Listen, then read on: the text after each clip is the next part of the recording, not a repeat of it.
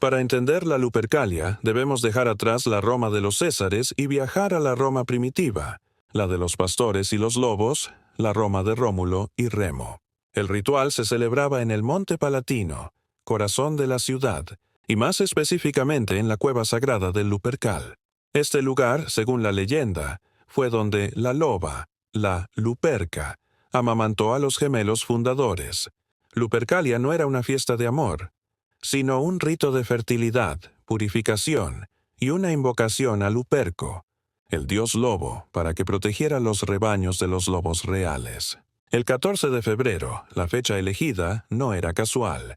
Marcaba el final del año romano arcaico, un tiempo de transición en el que la ciudad debía ser limpiada para el nuevo ciclo, un acto conocido como februatio, que es, de hecho, el origen etimológico de nuestro mes de febrero. El ritual comenzaba en la cueva, bajo tierra, con un acto de profunda significación pagana, el sacrificio.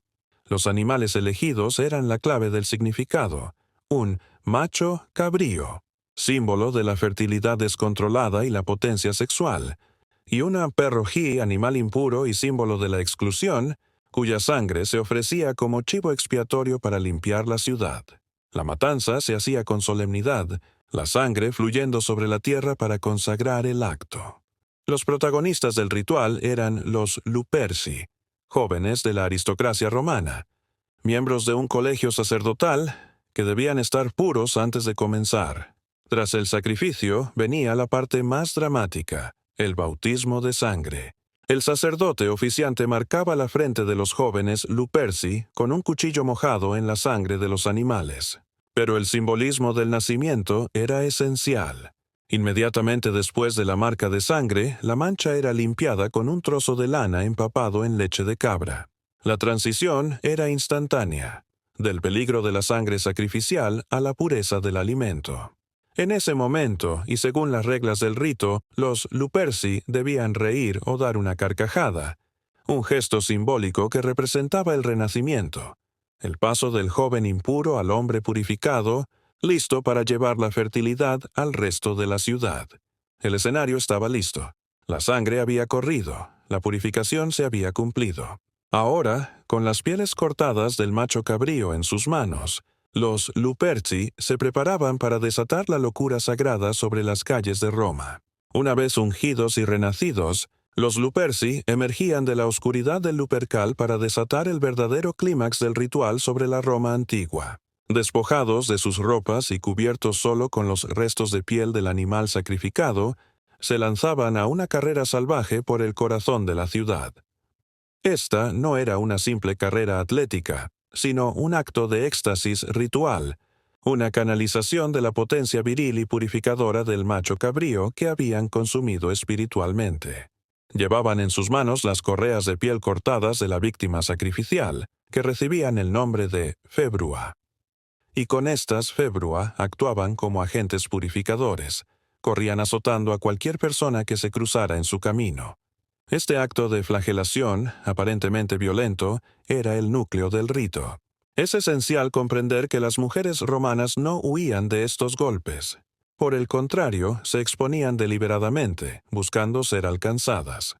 Para ellas, ser golpeada con la februa, literalmente, la cosa de purificación, era un honor y una bendición. Creían que estos latigazos rituales tenían el poder de asegurar su fertilidad, aliviar los dolores de un futuro parto e incluso curar la infertilidad. Era el precio que pagaban por recibir la potencia de la vida, el espíritu indómito de Luperco.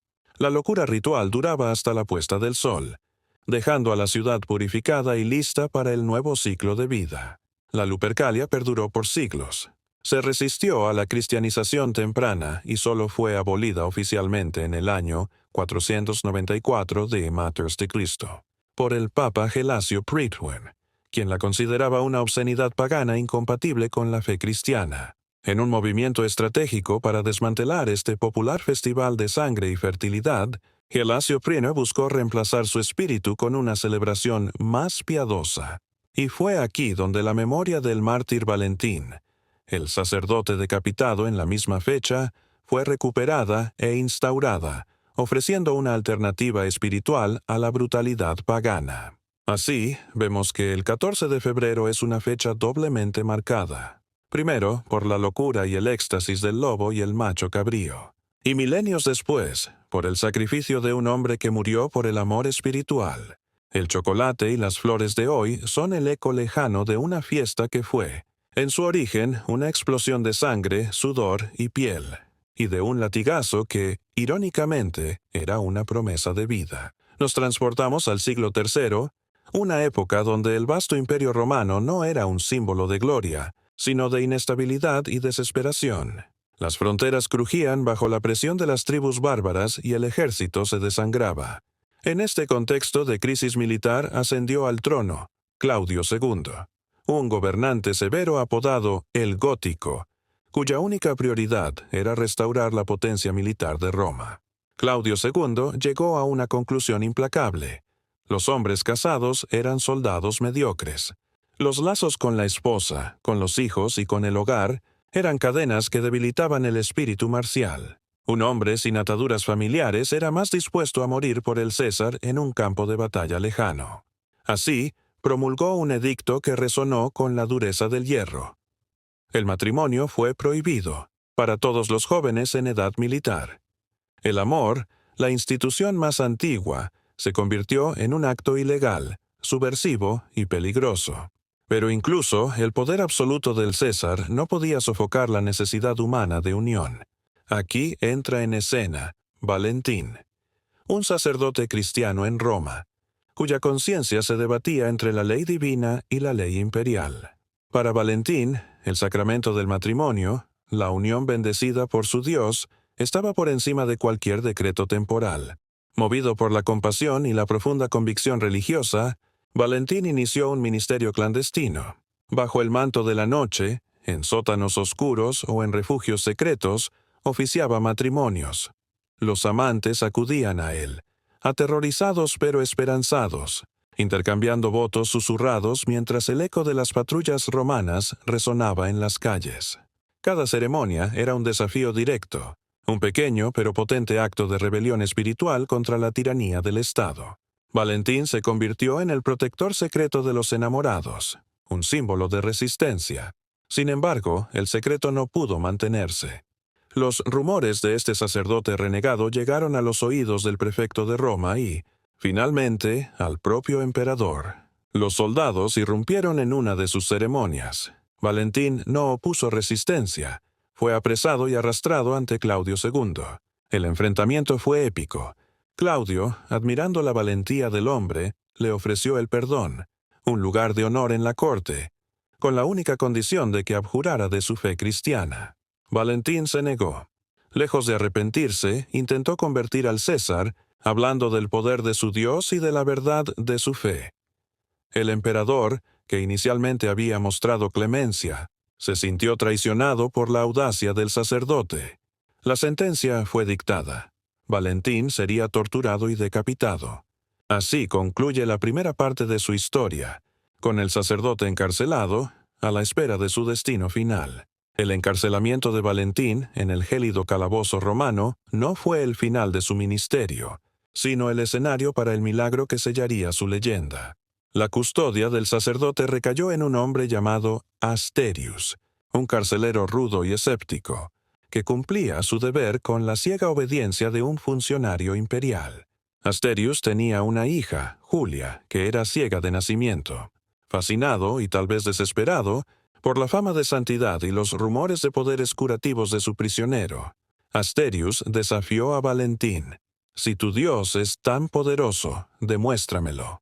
Cura a mi hija». Valentín aceptó el reto, no como una prueba, sino como un acto de fe. Día tras día, Valentín pasó tiempo con la joven Julia. Le hablaba de la luz, no solo de la luz tísica que ella nunca había conocido, sino de la luz espiritual que iluminaba el mundo. Finalmente, en un momento de intensa oración, Valentín puso sus manos sobre los ojos de la niña y rogó. La leyenda cuenta que, de repente, los ojos de Julia se abrieron.